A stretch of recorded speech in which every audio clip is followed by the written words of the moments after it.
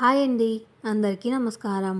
ఈరోజు కథ ఒప్పందపు పెళ్ళి మరి ప్రేమ. ఇక కథలోకి వెళితే హైదరాబాద్ నగరంలోని ఆకాశ హైవేల్లో ఒకటైన KK group of industries head office అది. రాత్రి 8 దాటుతున్నా ఆఫీస్లో ఇంకా పని పరుగులెడుతూనే ఉంది. లావణ్య తన డెస్క్ ముందు కూర్చుని ల్యాప్టాప్లో ఏదో రిపోర్ట్ తయారు చేస్తుంది. ఆమె కళ్ళు స్క్రీన్ మీద ఉన్న ఆమె మనసంతా ఆ గాజు గదిలో ఉన్న తన బాస్ కార్తికేయ మీదే ఉంది. కార్తికేయ పేరుకు తగ్గట్టే చూడడానికి ఎంతో హుందాగా, గాంభీర్యంగా ఉంటాడు. వయసు 30 ఏళ్ళు. అతని వ్యాపార దక్షత, నిర్ణయాలు తీసుకునే విధానం చూసి ఎంతోమంది ఆశ్చర్యపోతుంటారు. కానీ అతనిలో ఒక లోపం ఉంది. అతనికి భావోద్వేగాలు తక్కువ. అంతా ప్రాక్టికల్గా ఆలోచిస్తాడు. లావణ్య గత 3 ఏళ్లుగా అతనికి పర్సనల్ సెక్యూరిటీగా పనిచేస్తుంది. మొదటిసారి అతన్ని చూసినప్పుడే ఆమె మనసులో ఏదో తెలియని అలజడి మొదలైంది. అతని పనితనం, అతని వ్యక్తిత్వం ఆమెను తెలియకుండానే అతని వైపు ఆకర్షించేలా చేశాయి. అది క్రమంగా గాఢమైన ప్రేమగా మారింది. కానీ ఆ విషయం ఆమె తన మనసులోని ఒక మూల భద్రంగా దాచుకుంది. తన స్థాయి ఏంటో, అతని స్థాయి ఏంటో ఆమెకు తెలుసు. అతన్ని దూరం నుంచి చూస్తూ సంతోషించడమే తప్ప తన ప్రేమను వ్యక్తపరిచే సాహసం ఆమె ఎప్పుడూ చేయలేదు. లావణ్య, ఆ ఫైల్స్ రెడీ అయ్యాయా అన్న కంచులాంటి వాయిస్ విని ఉలిక్కిపడి వాస్తవంలోకి వచ్చింది లావణ్య.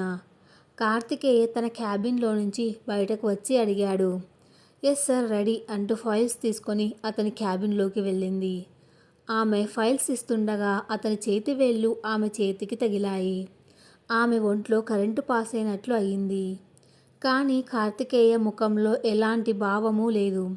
ఫైల్స్ చూసుకొని good work, you can leave for the day అని చెప్పి తన పనిలో పడిపోయాడు. లావణ్య ఒక నిట్టూర్పు విడిచి తన బ్యాగ్ సర్దుకొని ఇంటికి బయలుదేరింది. లావణ్యది ఒక మధ్యతరగతి కుటుంబం. తండ్రి చిన్నప్పుడే చనిపోయాడు. తల్లి, ఒక చెల్లెలు ఉన్నారు. తల్లి కుట్టు మిషన్ కుడుతూ ఆమెను చదివించింది. ఇప్పుడు లావణ్య ఉద్యోగం చేస్తూ కుటుంబాన్ని పోషిస్తుంది. చెల్లెలు ఇంజనీరింగ్ చదువుతోంది. జీవితం సాఫీగా సాగిపోతుంది అనుకుంటున్న సమయంలో విధి వారిపై పగబట్టింది. ఒకరోజు ఆఫీస్లో ఉండగా లావణ్యకు ఒక ఫోన్ కాల్ వచ్చింది. అది ఆమె బంధువుల నుంచి. లావణ్య, మీ అమ్మగారు ఇంట్లో కళ్ళు తిరిగి పడిపోయారు. మేం హాస్పిటల్కి తీసుకువచ్చాం, నువ్వు వెంటనే రా. లావణ్య గుండె ఆగినంత పని అయింది. ఆఫీస్లో పర్మిషన్ అడిగి హడావిడిగా హాస్పిటల్కి పరిగెత్తింది. అక్కడ డాక్టర్లు చెప్పిన విషయం విని ఆమె ప్రపంచం తలక్రిందులయ్యింది. ఆమె తల్లికి కిడ్నీలు 2 ఫెయిల్ అయ్యాయని, వెంటనే కిడ్నీ ట్రాన్స్ప్లాంట్ చేయాలని, దానికి కనీసం 40 నుంచి 50 లక్షల రూపాయలు ఖర్చు అవుతాయని చెప్పారు. 50 లక్షలా? లావణ్యకు కళ్ళు బైర్లు కమ్మాయి. తన దగ్గర ఉన్న సేవింగ్స్ మహా అయితే 5 లక్షలు ఉంటాయి. మిగతా డబ్బు ఎక్కడి నుంచి తేవాలి? ఆ రాత్రంతా ఆమెకు నిద్ర లేదు. తెలిసిన వాళ్ళందరికీ ఫోన్ చేసింది. బంధువులను అడిగింది. కానీ అంత పెద్ద మొత్తం ఇవ్వడానికి ఎవ్వరూ ముందుకు రాలేదు. బ్యాంకు లోన్ ఇవ్వడానికి ఆమె దగ్గర ఎలాంటి ఆస్తులు లేవు. సమయం గడుస్తున్న కొద్దీ ఆమె తల్లి పరిస్థితి విషమిస్తోంది. డాక్టర్లు మ్యాక్సిమం 1 వీక్ టైం ఉంది లావణ్య గారు, ఆ లోపు డబ్బు అరేంజ్ చేసుకోండి అని నిర్మొహమాటంగా చెప్పారు. కన్నీళ్లు ఆరని కళ్ళతో హాస్పిటల్ వరండాలో కూర్చున్న లావణ్యకు ఇక ఒకే ఒక్క దారి కనిపించింది. అదే తన బాస్ కార్తికేయ. కానీ అతను చాలా ప్రొఫెషనల్. ఎవరికైనా సహాయం చేయాలన్నా అందులో కంపెనీకి ఏదైనా లాభం ఉందా అని చూస్తాడు. అలాంటి వ్యక్తి తనకి 50 లక్షలు ఎందుకు ఇస్తాడు? కానీ అడగక తప్పని పరిస్థితి. తన తల్లి ప్రాణాల కంటే తన ఆత్మాభిమానం గొప్పది కాదు కదా. మరుసటి రోజు ఉదయం లావణ్య ఆఫీస్కి వెళ్ళింది. ఆమె ముఖం పాలిపోయి ఉంది. కళ్ళు ఎర్రగా ఉబ్బి ఉన్నాయి. కార్తికేయ ఆఫీస్కి రాగానే ఆమె కాఫీ తీసుకొని అతని క్యాబిన్లోకి వెళ్ళింది. కార్తికేయ ల్యాప్టాప్లో చూస్తూనే కాఫీ కప్ అందుకున్నాడు. లావణ్య అక్కడే నిలబడి ఉంది. Anything else Lavanya? ల్యాప్టాప్ నుంచి కళ్ళు తిప్పుకోకుండానే అడిగాడు. సార్, నాకొక సహాయం కావాలి, వణుకుతున్న గొంతుతో అంది. అతను తలెత్తి ఆమె వైపు చూశాడు. ఆమె ముఖంలో ఉన్న దీనత్వం, కళ్ళలోని కన్నీళ్లు చూసి అతని కనుబొమ్మలు ముడిపడ్డాయి. ఏమైంది? SIT down. లావణ్య కూర్చోలేదు. సార్, మా అమ్మకు కిడ్నీ ట్రాన్స్ప్లాంట్ చేయాలి. అర్జెంటుగా 50 లక్షలు కావాలి. నా దగ్గర అంత డబ్బు లేదు. నేను జీవితాంతం ఈ కంపెనీకి బానిసలా పనిచేస్తాను సార్. నా జీతంలో సగం కట్ చేసుకోండి. దయచేసి నాకు ఆ డబ్బు అడ్వాన్స్గా ఇప్పించండి. నా తల్లి ప్రాణాలు కాపాడండి సార్ అంటూ 2 చేతులు జోడించి కన్నీళ్లు పెట్టుకుంది. కార్తికేయ ఆమెను తీక్షణంగా చూశాడు. అతను ఒక బిజినెస్ మ్యాన్. 50 లక్షలు ఒక ఎంప్లాయీకి అడ్వాన్స్గా ఇవ్వడం కంపెనీ రూల్స్కు విరుద్ధం. కానీ లావణ్య పనితీరు అతనికి తెలుసు. ఆమె నిజాయితీ పరురాలు. అతను సీట్లో నుంచి లేచి కిటికీ దగ్గరకు వెళ్ళాడు. బయట కనిపిస్తున్న ట్రాఫిక్ను చూస్తూ ఆలోచనలో పడ్డాడు. సరిగ్గా అదే సమయంలో అతని బుర్రలో ఒక ఆలోచన మెదిలింది. అతని జీవితంలో కూడా ఒక పెద్ద సమస్య నడుస్తుంది. కార్తికేయ వాళ్ళ తాతయ్యకు క్యాన్సర్ లాస్ట్ స్టేజ్. ఆయనకు కార్తికేయ అంటే ప్రాణం. ఆయన చనిపోయేలోపు కార్తికేయ పెళ్లి చేసుకొని ఒక బిడ్డకు జన్మనివ్వాలని పట్టుబట్టి కూర్చున్నాడు. తాతయ్య కోరిక తీర్చకపోతే ఆయన ప్రాణాలు ప్రశాంతంగా గాలిలో కలవవు. కానీ కార్తికేయకు ప్రేమ, పెళ్ళి అనే పదాలంటేనే చిరాకు.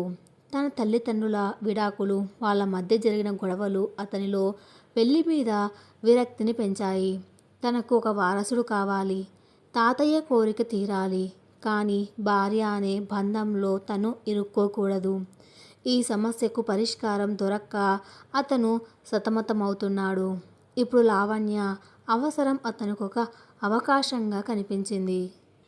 కార్తికేయ వెనక్కి తిరిగి లావణ్య వైపు చూశాడు.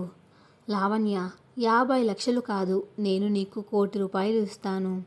లావణ్య ఆశ్చర్యంగా తలెత్తి చూసింది. 1 కోటి రూపాయలా సార్? అవును. మీ అమ్మగారి ఆపరేషన్ ఖర్చులు, నీ చెల్లి చదువు, నీ కుటుంబానికి ఆర్థిక భద్రత, అన్నిటికీ సరిపోయేంత డబ్బు ఇస్తాను. కానీ నాదొక షరతు. అతని వాయిస్ చాలా చల్లగా, బిజినెస్ డీల్ మాట్లాడుతున్నట్లుగా ఉంది. ఏంటి సార్? మీరు ఏ పని చెప్పినా నేను చేస్తాను, ఆశగా అంది లావణ్య. కార్తికేయ ఆమె కళ్ళల్లోకి సూటిగా చూస్తూ అన్నాడు. నువ్వు నన్ను పెళ్లి చేసుకోవాలి. లావణ్యకు ఒక్క క్షణం గుండె ఆగినంత పనయింది. తను ప్రాణంగా ప్రేమించే వ్యక్తి తనను పెళ్లి చేసుకుంటానని అడుగుతున్నాడా? ఇది కల నిజమా? ఆమె మనసులో ఆనందం పొంగి పొరడానికి సిద్ధమయ్యింది. కానీ ఆ ఆనందాన్ని చిదిమేస్తూ కార్తికేయ తన మాటలను కొనసాగించాడు. కానీ ఇది మామూలు పెళ్ళి కాదు. ఇదొక కాంట్రాక్ట్ మ్యారేజ్. మన పెళ్ళికి కాలపరిమితి కేవలం 2 సంవత్సరాలు. ఈ పెళ్ళికి ముఖ్య కారణం నాకు ఒక బిడ్డ కావాలి. నా తాతయ్య ఆఖరి కోరిక అది. నువ్వు నాకు ఒక బిడ్డను కనాలి. ఆ బిడ్డ పుట్టిన తర్వాత, తాతయ్య కన్ను మూసిన తర్వాత మనం విడాకులు తీసుకుంటాం. బిడ్డ నా దగ్గరే ఉంటాడు. నువ్వు నీ దారి నువ్వు వెళ్ళిపోవచ్చు. దీనికి ప్రతిఫలంగా నీకు 1 కోటి రూపాయలు ఇస్తాను. అగ్రిమెంట్ మీద సైన్ చేస్తే ఇప్పుడే డబ్బు నీ అకౌంట్లో పడుతుంది. లావణ్య చెవుల్లో ఎవరైనా సీసం కరిగించి పోసినట్లు అనిపించింది. ఆమె కాళ్ళ కింద భూమి కుంగిపోతున్న భావన. తను దైవంగా పూజిస్తున్న ప్రేమ ఒక వ్యాపార ఒప్పందంగా మారుతుందా? ఒక బిడ్డను కనిచే యంత్రంలా తను అమ్ముడుపోవాలా? ఆమెలో ఆత్మాభిమానం పడగ విప్పింది. సార్, మీరు ఏమడుగుతున్నారో మీకు అర్థమవుతుందా? నేను డబ్బు కోసం నా శరీరాన్ని, నా మాతృత్వాన్ని అమ్ముకునే దాన్ని కాదు. నా ప్రేమకు, నా పెళ్ళికి ఒక పవిత్రత ఉంది.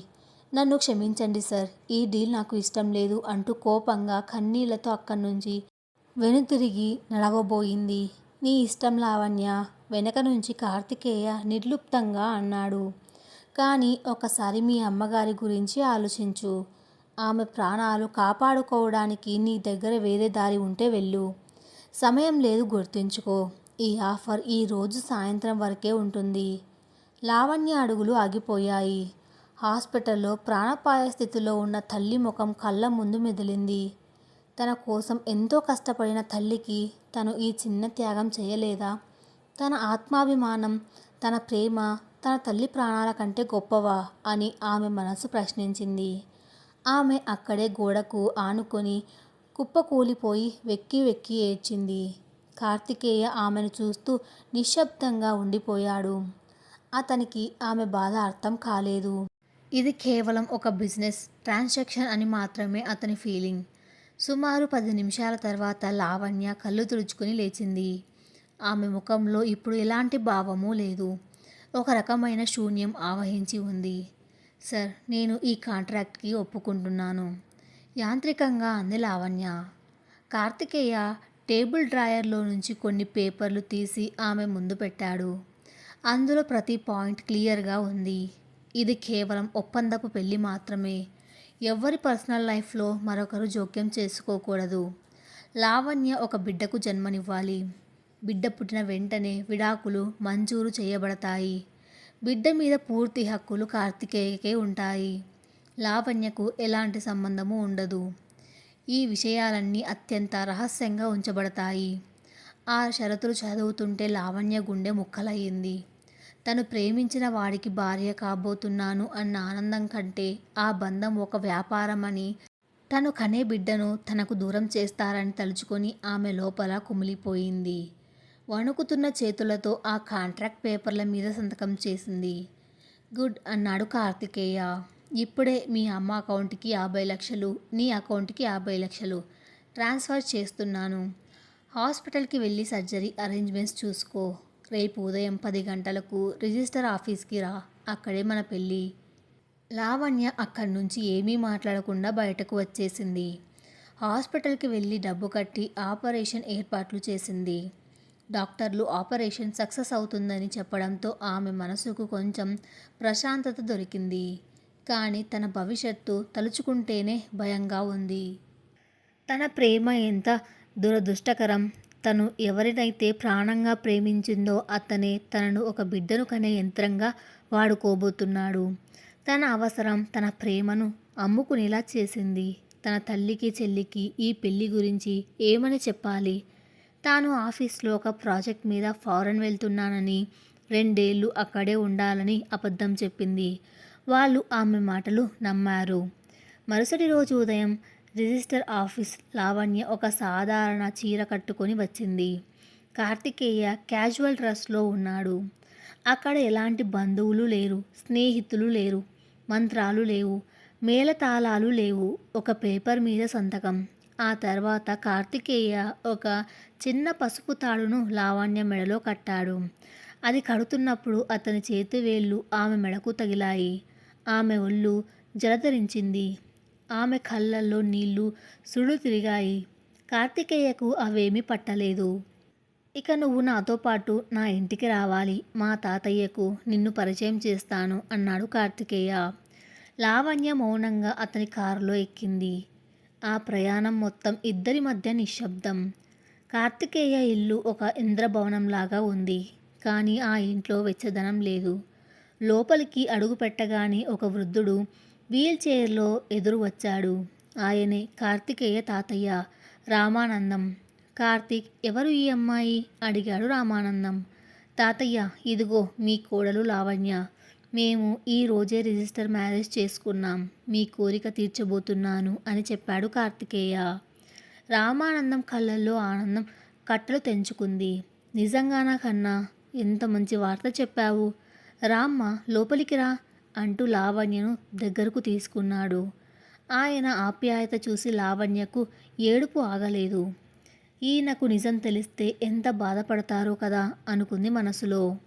ఏడవకమ్మ కార్తికేయ, లాంటి అబ్బాయి దొరకడం నీ అదృష్టం. వాడు పైకి గంభీరంగా ఉంటాడు కానీ వాడి మనసు వెన్న అన్నాడు తాతయ్య. అవును తాతయ్య, వ్యాపారం కోసం నా మనసును వెన్నలా కరిగించి కొనేసుకున్నాడు అని మనసులోనే అనుకుంటూ పైకి మాత్రం చిన్నగా నవ్వింది లావణ్య. కార్తికేయ ఆమెను తన బెడ్రూంలోకి తీసుకెళ్లాడు. ఆ గది విశాలంగా విలాసవంతంగా ఉంది. లావణ్య, ఈ గది ఇక నుంచి మన ఇద్దరిది. బయట వాళ్లకు మనం ఆదర్శ దంపతులం. తాతయ్య ముందు నువ్వు నటిస్తావో లేక నిజంగానే ప్రవర్తిస్తావో నీ ఇష్టం. కానీ ఆయనకు అనుమానం రాకూడదు. అండ్ వన్ మోర్ థింగ్, వీలైనంత త్వరగా నువ్వు కన్సీవ్ అవ్వాలి. డాక్టర్ అపాయింట్మెంట్ ఫిక్స్ చేశాను. ఎందుకంటే మనం న్యాచురల్గా కాకుండా ఐవీఎఫ్ పద్ధతిలో పిల్లల్ని కనబోతున్నాం. నీతో ఫిజికల్గా రిలేషన్ పెట్టుకోవడం నాకు ఇష్టం లేదు అని బాంబు పేల్చాడు కార్తికేయ.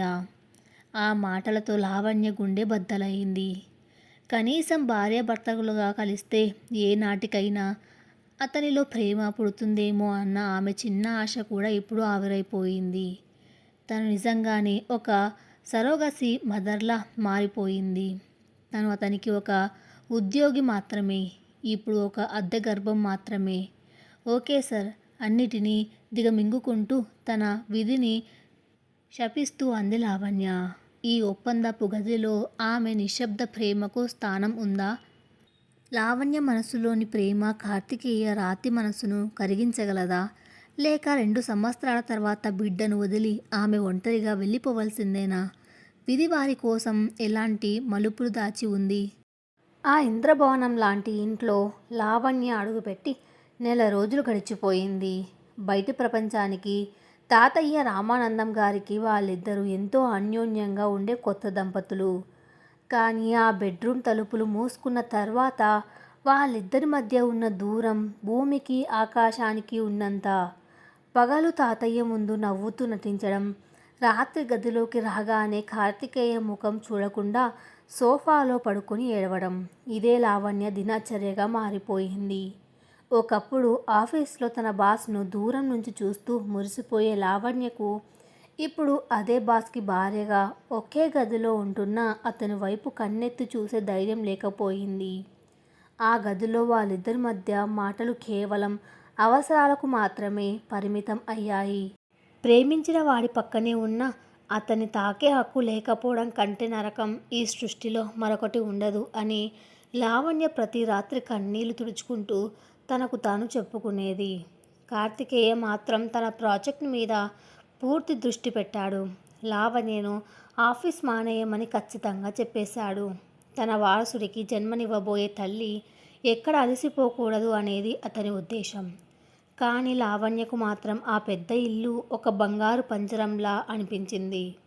మరొక వారం తర్వాత కార్తికేయ చెప్పినట్లుగానే వారి ఐవీఎఫ్ ప్రయాణం మొదలైంది. హాస్పిటల్కి వెళ్ళడం, రకరకాల టెస్టులు చేయించుకోవడం, ఇంజెక్షన్లు వేయించుకోవడం, అంతా ఒక యాంత్రికమైన ప్రక్రియలా సాగిపోతుంది. ఆ హాస్పిటల్ వాతావరణం లావణ్యను ఉక్కిరి బిక్కిరి చేసేది.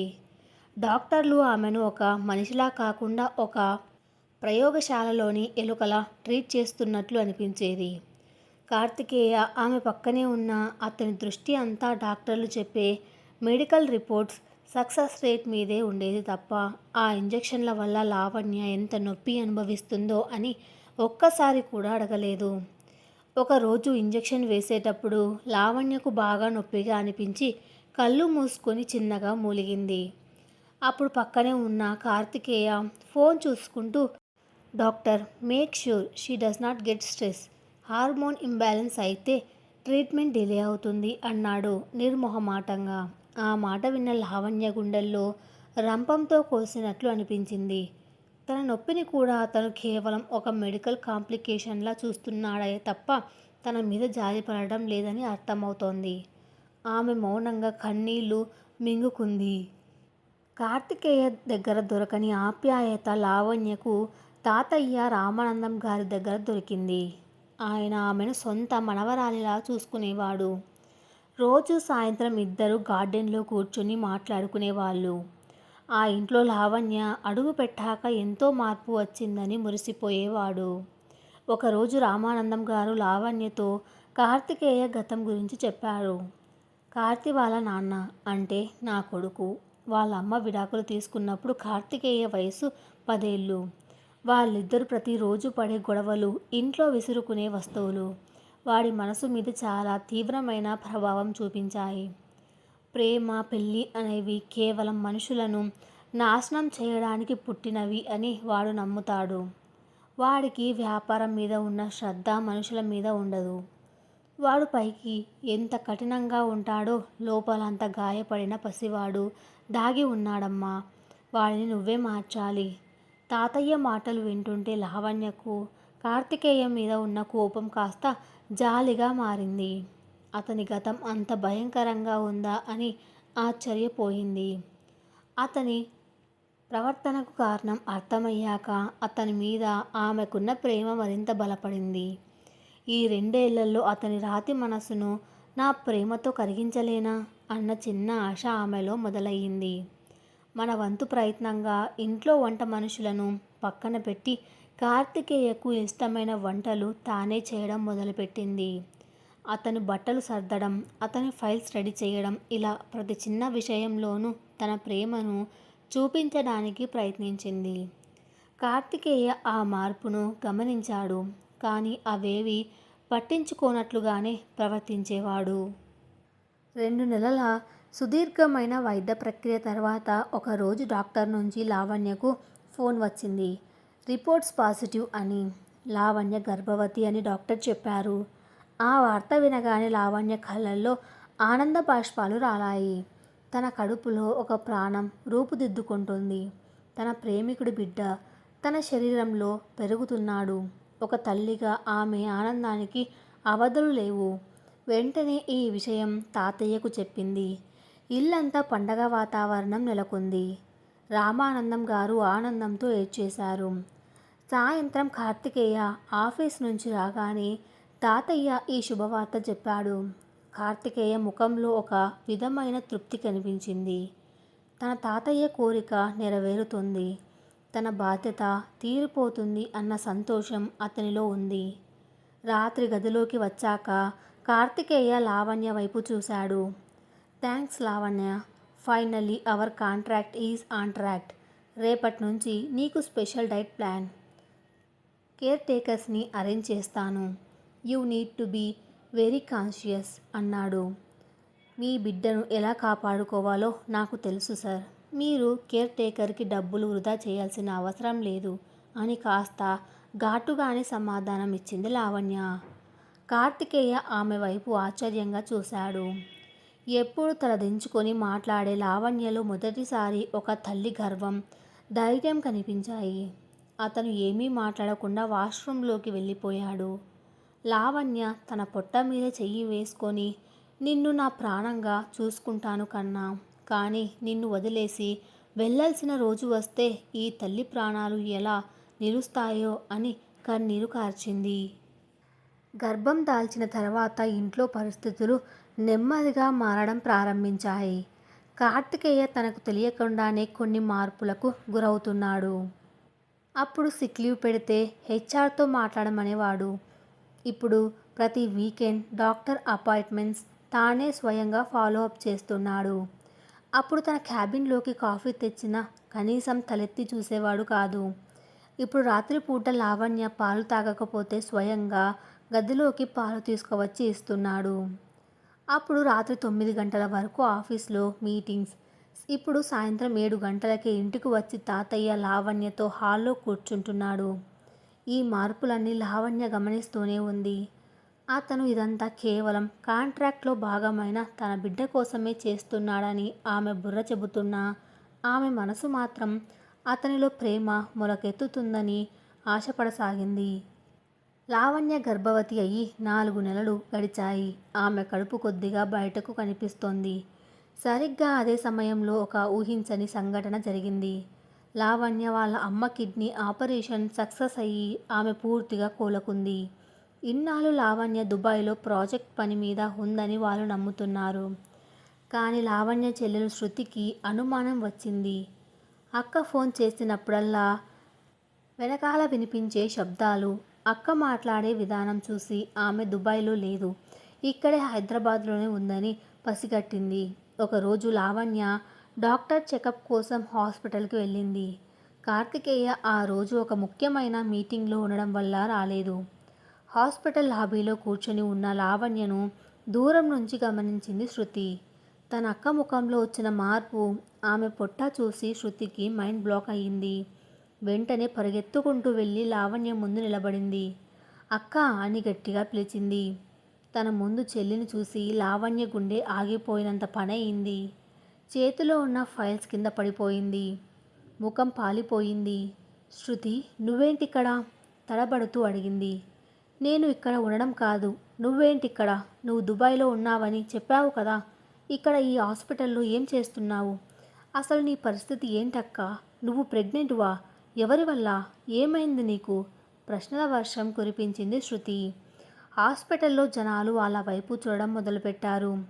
లావణ్యకు భూమి బద్దలై అందులో దూరిపోవాలనిపించింది. తన తల్లి కోసం, కుటుంబ పరువు కోసం తను చేసిన త్యాగం ఇప్పుడు వాళ్ళ కళ్ళ ముందు ఒక అవమానంగా మారబోతుంది.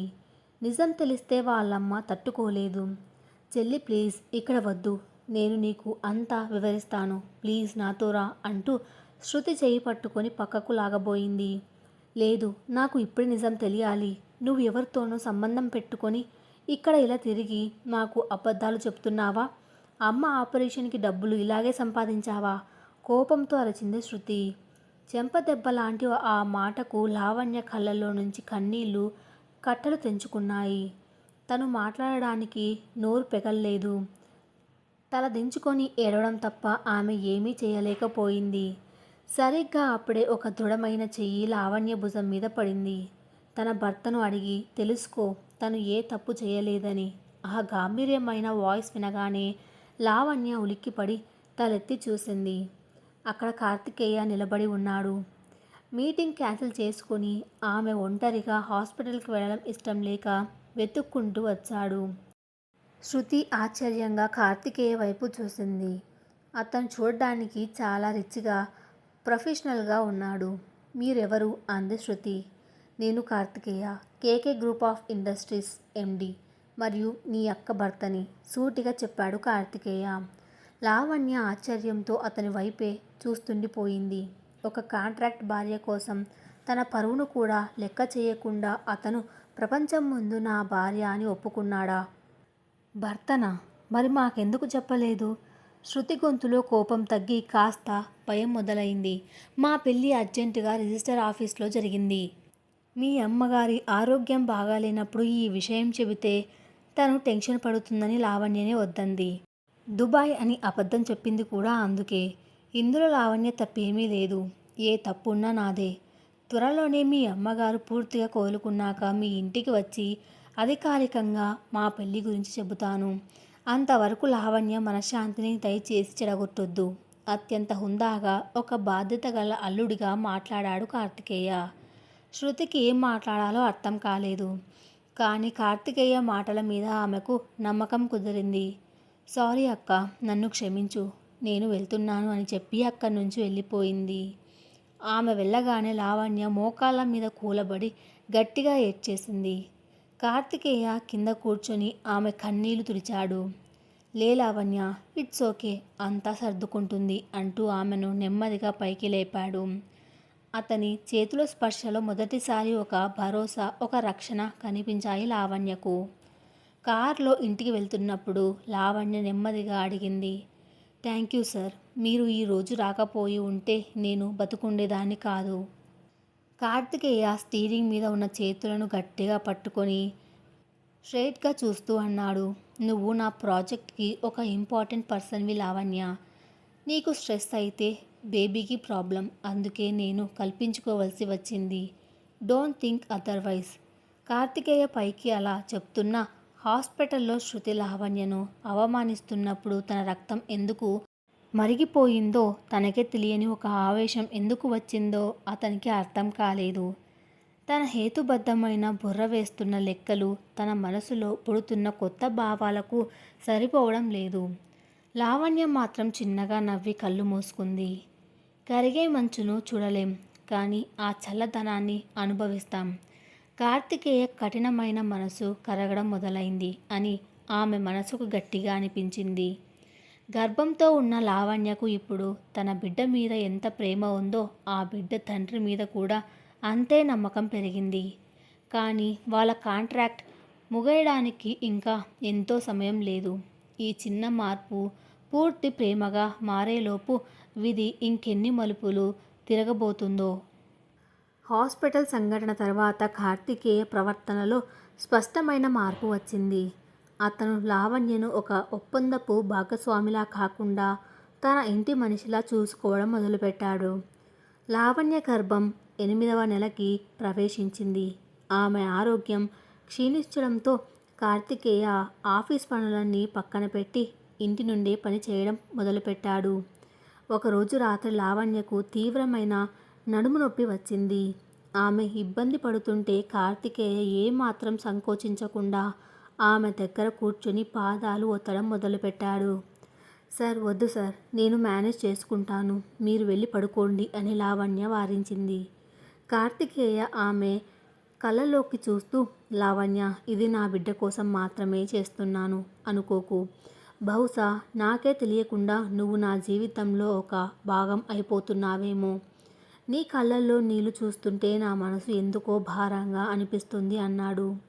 ఆ మాట వినగానే లావణ్య గుండెల్లో ఆనందం వెల్లువెత్తింది. 3 ఏళ్ల నిరీక్షణ ఫలించిందని, అతని రాతి మనసు కరిగిందని ఆమెకు అర్థమైంది. కానీ ఆ ఆనందం వెనకే ఒక భయముంది. బిడ్డ పుట్టిన తర్వాత తను ఈ ఇంటిని వదిలి వెళ్ళాలి. 9వ నెల నిండిన ఒక తెల్లవారుజామున లావణ్యకు నొప్పులు మొదలయ్యాయి. కార్తికేయ హుటాహుటిన ఆమెను హాస్పిటల్కి తీసుకువెళ్ళాడు. డాక్టర్లు ఆపరేషన్ థియేటర్కి తీసుకెళ్లారు. బయట కార్తికేయ ఆందోళనతో అటూ ఇటూ తిరుగుతున్నాడు. గంట తర్వాత డాక్టర్ బయటకు వచ్చి ముఖం గంభీరంగా పెట్టి, కార్తికేయ గారు, ఒక కాంప్లికేషన్ వచ్చింది. లావణ్య గారి బీపీ బాగా పెరిగిపోయింది.